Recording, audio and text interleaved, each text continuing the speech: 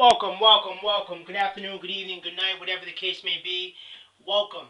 Welcome to week 5, semester 1, year 1, with the real estate development experience. This is your host, Javon. Now, what a week. We are approaching midterms, 2 weeks away, and I've already begun tonight or probably tomorrow. Between the two, I'm going to begin my gathering of notes for my review for my midterm. 2 weeks away. I could do it next week, but I'm a big believer in planning ahead. In life, you have to have a plan. Flexible, but firm. And my plan is to now begin 2 weeks away studying. So you always want to plan ahead. That's the target for this week. They say, well, proper planning prevents poor performance. And it's true.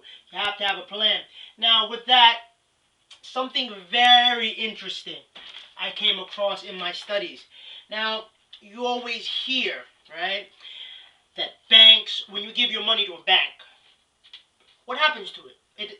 Do you think that they just write your name on it with a slip and put your money away? No. What they're doing with it is that they're taking the money and they're investing it.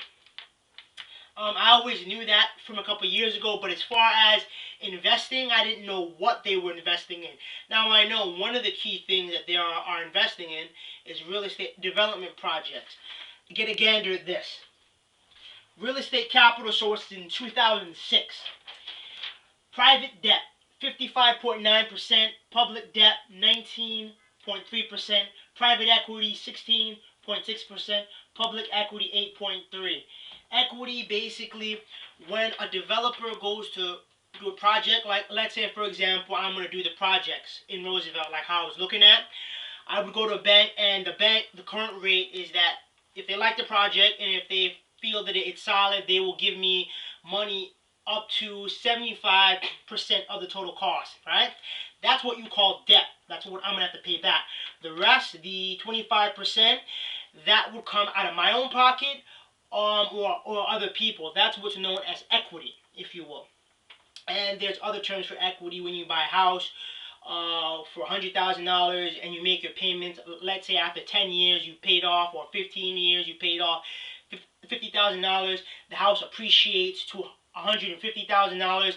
That difference is now equity. So, very cool thing, which you could borrow against. Now, let me come back to this now, right? Now, with all of this here, right? Private debt, it's like banks, things like that. Public debt, basically commercial mortgage-backed securities, government credit agencies, REIT, which is real estate trust, if you will. But check this out. Now, for example, your pension funds. Did you know that the government, or they take the money that you're paying into these things, their pensions, and what they're doing is that they are investing in a real estate development project. That's one of the things that they invest in. Pension funds in 2006 accounted for developers' funds of 15.3%, right? Another thing, private debt, right?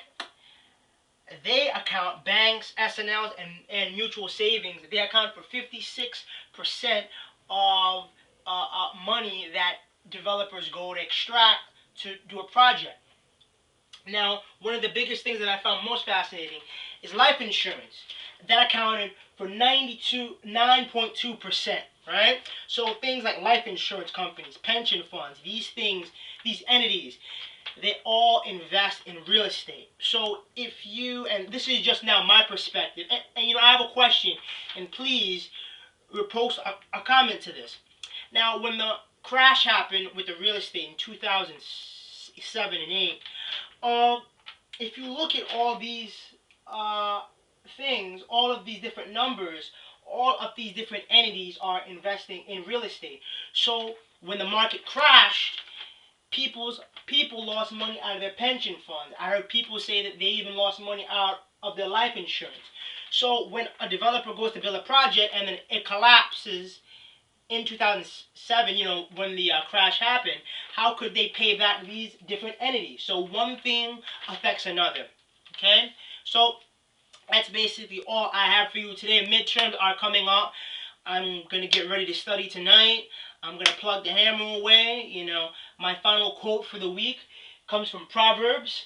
Proverbs basically says, Proverbs 27, 1, boast not thyself of tomorrow, for thou knowest not what a day may bring forth, and let another man praise thee, and not thine own mouth, a stranger and not thine own lips. In life, you have to be humble. Thank you very much.